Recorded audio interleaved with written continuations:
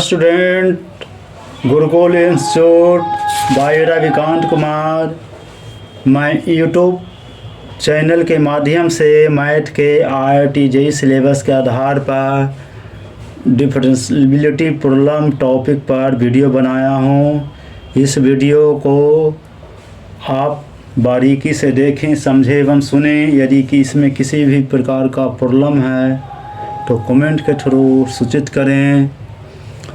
Late for function of x is equal to a0 x square plus a1x plus a2 function of f'0 is equal to 1 and derivative of function 1 is equal to 0 if a0 a1 a2 are in arithmetic geometrical progression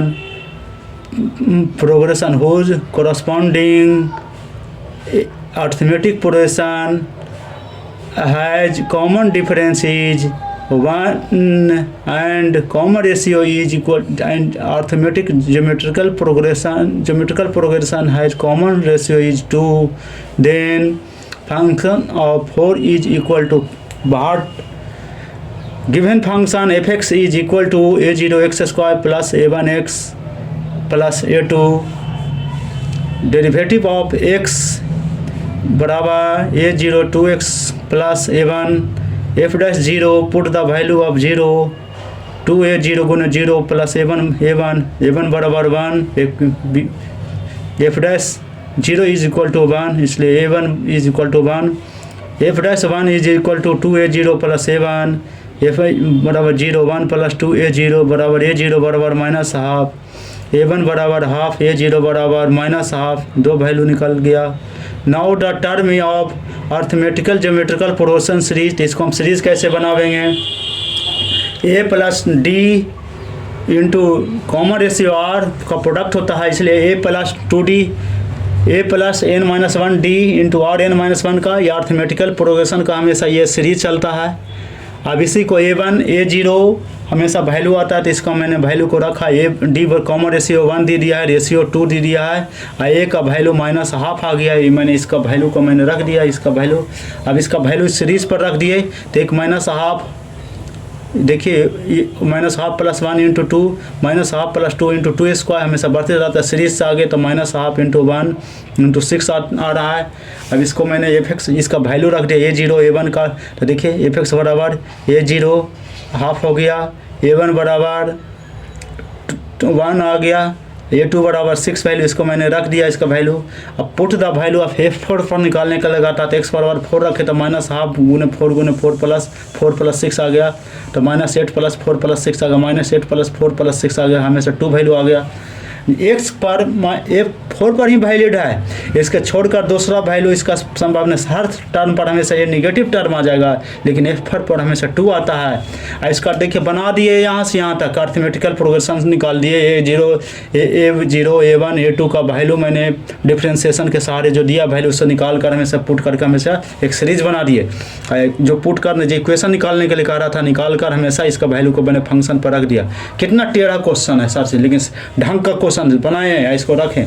लेकिन इसका trick मैं देता हूं कि ये values निकाला जो हमेशा आपको बता देखिएगा बनाकर, x पर 4 पर ही सिर्फ पॉजिटिव वैल्यू आता है और अनदर वैल्यू पर रखेंगे तो हमेशा निगेटिव वैल्यू आ जाता है। तो बनाने का ट्रिक है, कोई भी फंक्शन दिया हुआ अर्थमेटिकल प्रोग्रेशन का है तो फंक्शन का यदि वैल्यू निकालने का रहता है तो f(x) बराबर कॉमन रेशियो के इक्वल के बराबर हो जाता है आंसर। इसका देख लिया, हम ट्रिक दे दिया हूँ, f4 में से 2 ही वैल्यू आवेगा, ये कॉमन रेशियो 2 हो दिया, इसलिए फंक्शन जो भी हम फंक्शन को मैंने निकाल लिया, लेकिन किसके बराबर लास्ट में इक्वेशन आया, हमेशा कॉमन रेशियो के बराबर आया। तो इसलिए ट्रिक मैंने दे दिया, बहुत इंपॉर्टेंट। सब जो ट्रिक दे रहा हूँ उस रखें, IIT का ये क्वेश्चन है, जरूर आपको काम यूजफुल में आवेगा। नेक्स्ट प्रॉब्लम है, लेट फंक्शन आर से आर गया be a continuous odd function which vanish exactly at 1 point and f1 is equal to half. Suppose that fx बराबर इंटीग्रेशन -1 से x गया ft dt for x belong to -1 to and gx is equal to integration -1 x पर t f पर ft चल गया dt for x belong to -1 into 2 चल गया। If limit x belong to 1 गया x बटा gx बराबर 1/14 गया। Then the value of f half is equal to कितना गया। तो गिवन वैल्यू fx बटा gx का लिमिट x से 1 गया तो इसका 1/14 गया है। लिमिट x बिलोंग टू 1 तो इसको डेरिवेटिव कर दिए f डैश x बटा gx डैश x बराबर 1/14 के यूजिंग एल हॉस्पिटल के।